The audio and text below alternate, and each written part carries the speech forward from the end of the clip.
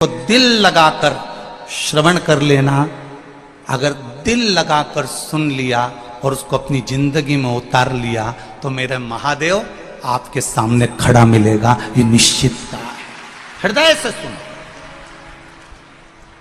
जो आस्था चैनल पर कथा सुन रहे हैं, फेसबुक यूट्यूब पर कथा सुन रहे हैं, चित्त लगाकर सुनो, अपना मन लगाकर सुनो। टीवी के सामने बैठकर भी अगर कथा सुन रहे हो तो पहले महादेव से ये विनती कर कर सुनो कि मैं बाबा बहुत उलझा हुआ हूं, बहुत तकलीफ में हूं, बहुत कष्ट में हूं, पर तू साधेगा तो मैं सध जाऊंगा।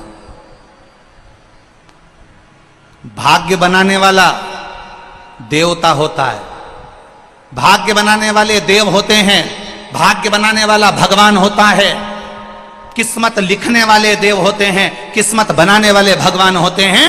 पर भाग्य को बदलने की सामर्थ्यता अगर किसी में होती है तो वो देवाधिदेव महादेव में होती है। भाग्य बनाएंगे देवता, भाग्य बनाएंगे भगवान, पर भाग्य को बदलना, भाग्य को एकदम पलटने का अगर कोई बल रख सकता है तो वो देवाधिदेव। शंकर के दरवाजे पर दिया गया दान, शिव के स्मरण को किया गया, शंकर का भजन किया गया, शंकर के ऊपर 1 लोटर जल अगर मेरे भोलेनाथ पर चढ़ाया गया है, मेरे शिव को एक बेलपत्र चढ़ाई गई है, शिव नाम को लिया गया है, श्री शिवाय नमस्तुभ्यम कहा गया है, पंचाक्षर मंत्र नमः शिवाय ओम कहा गया है, ओम नमः शिवाय कहा गया है। तो जो आप शंकर के दान कर रहे हो, पुण्य कर रहे हो, भजन कर रहे हो, स्मरण कर रहे हो, कीर्तन कर रहे हो, तो कोई ये ना सोचे कि मेरे घर की माता जी कथा सुनती हैं तो उनको पुण्य मिलेगा। नहीं नहीं, शिव महापुराण की कथा कहती है अगर घर की एक माँ भी शंकर की आराधना करती है तो 71 पीढ़ी को तार देती है महाराज। कोई साधारण नहीं है शिव महापुराण की कथा। शिव की कथा कोई साधारण नहीं है। और जितने लोग आस्था चैनल पर कथा सुन रहे हो, ये तो कहीं पूर्व का हमारा पुण्य होगा। भगवान से कहना ये हमारा पुण्य होगा, ये पूर्व का। मैं तो बहुत बहुत धन्यवाद दूंगा गोयल परिवार को और आनंद में दीक्षित परिवार को, जिन्होंने इतने सुंदर भाव में, अग्रवाल परिवार को जो इतनी पावन आनंदमय शिव महापुराण की कथा की यजमान पद ग्रहण कर।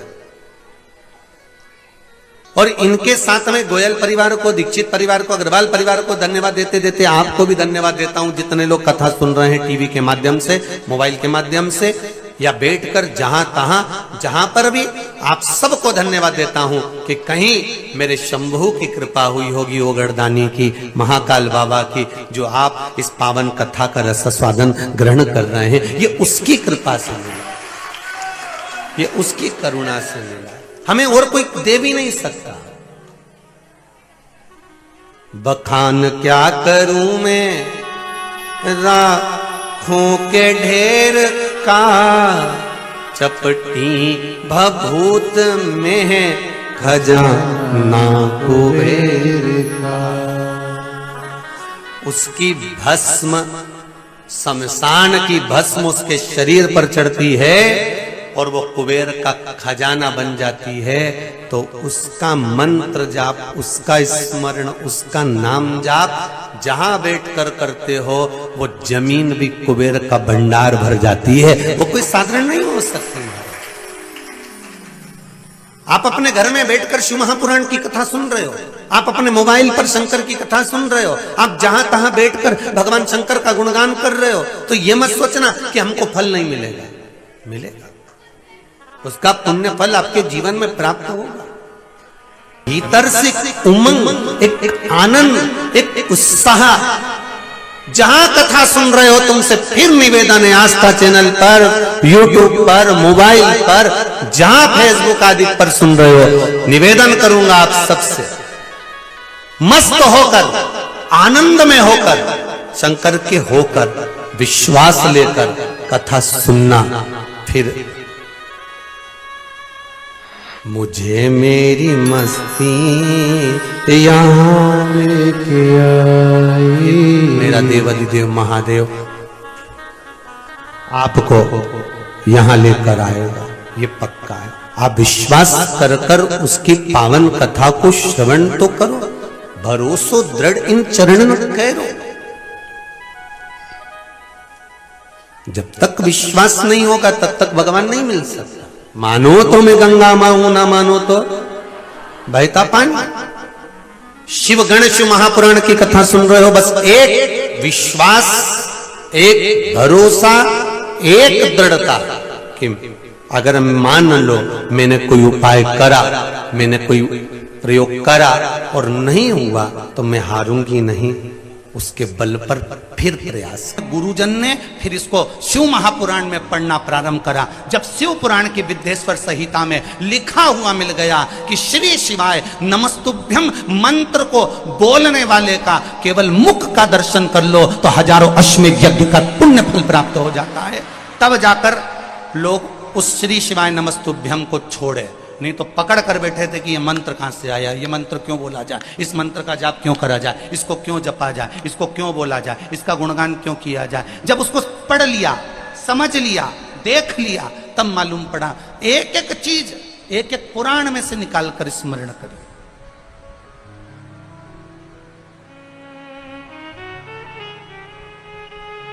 पीपल के वृक्ष में 52,000 ब्राह्मणों का वास होता है। ब्रह्म पुराण कह रही है, पढ़ो, निकालो, स्मरण करिए।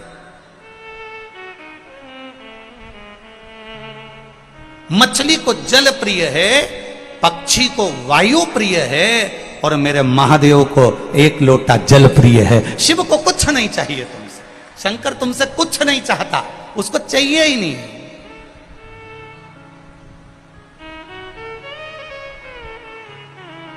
वो तो अपने लिए खुद ढूंढता है। एक बार देवाधिदेव महादेव माता पार्वती जी के साथ भ्रमण पर जा रहे थे।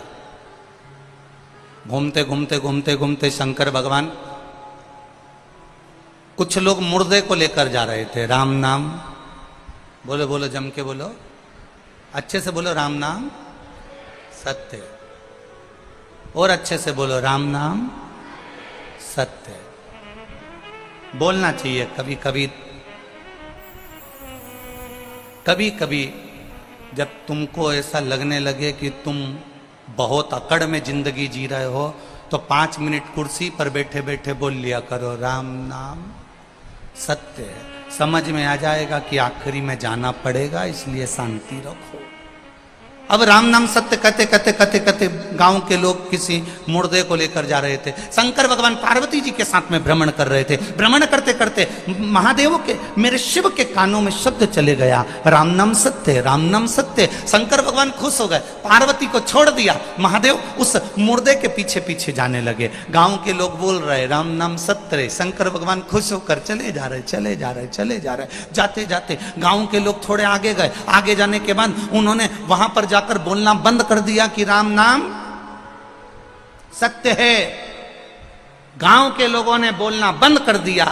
महादेव इतनी धुनी में रम गए राम जी की कि एक वृक्ष के नीचे बैठ गए। बैठे, धुनी में रम गए और गांव के लोग आगे जाकर बोलना बंद कर दिए। थोड़ी देर बाद महादेव की धुनी समाप्त हुई और महादेव की धुनी जैसे ही समाप्त हुई, महादेव को लगा गांव के लोग बोल रहे थे, चुप क्यों हो गए, जरा जाकर देखो। महादेव तुरंत अंदर उस मशान में प्रवेश कर गए। उस मशान में, उस शमशान में प्रवेश कर गए और प्रवेश कर कर मेरे महादेव ने देखा गांव के लोग चुप होकर चले गए। कोई व्यक्ति यहां जल रहा है चिता में। मुझे लगता है ये बड़ा पवित्र व्यक्ति था, इसी के चक्कर में लोग राम नाम ले रहे थे। महादेव इंतजार करे। जैसे ही रात तैयार हुई, महादेव ने सोचा ये व्यक्ति भले चले गया परंतु इसकी भस्म, इसकी राख मेरे शरीर पर होना चाहिए। महाराज शिव जी ने उस मरे हुए जीव की राख को अपने शरीर पर धारण करा। कहां बैठकर धारण करा? मसान में बैठकर। राख का रा लिया और मसान का मा लिया। दोनों को मिला के क्या हो गया? जम के बोलो जरा, राम। राख का रा लिया और मसान का मा लिया। राख उठाकर मेरे महादेव ने अपने शरीर पर धारण करना प्रारंभ करा। पार्वती जी शिव जी को ढूंढ रही, भोलेनाथ कहां गए?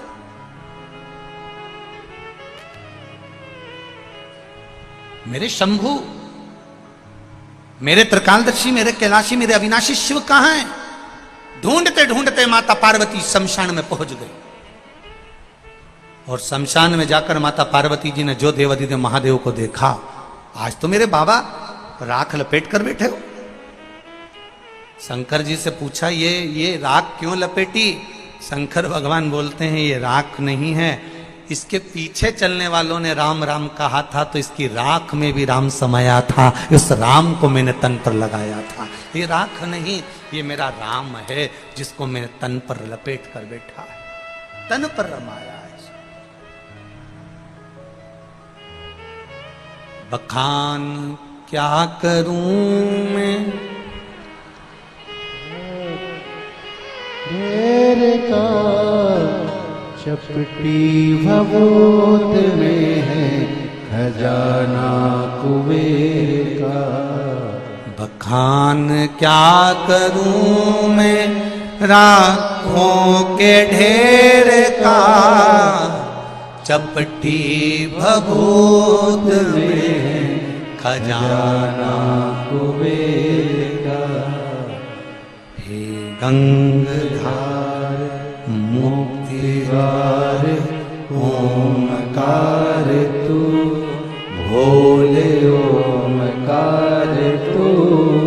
आयो शरण तिहारी शंभु तार तार तू।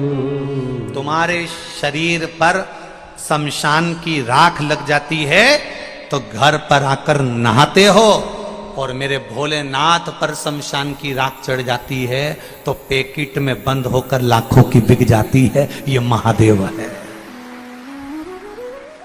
उसके शरीर से लगा वो अमृत हो गया। शिवलिंग से राख लगी वो भस्म बन गई, शिवजी से राख लगी वो कुबेर का खजाना बन गई। जब एक राख भगवान शंकर के शिवलिंग को स्पर्श करती है, छूती है, तो वो करोड़ों की हो जाती है।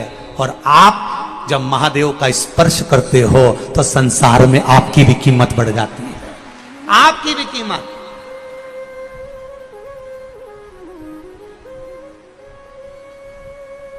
उस बहन ने इस पत्र में लिखा, उस बहन ने इस पत्र में लिखा कि लोग नफरत करने लगे, मुझसे दूर बैठने लगे, सोरासिस बीमारी हो गई, मेरी चमड़ी निकलने लगी तो लोग मुझसे नफरत करने लगे, दूर बैठने लगे, मेरे हाथ का भोजन नहीं करते, मेरे हाथ का पानी नहीं पीते, मेरी बीमारी। अर्थात दुनिया के लोगों ने तुमको टूटे हुए कांच का टुकड़ा समझकर फेंक दिया, पर वही कांच का टुकड़ा जब महादेव के मंदिर में गया और शंकर भगवान पर एक लोटा जल चढ़ाया तो वही कांच का टुकड़ा वापिस हीरा हो गया। ये शिव है।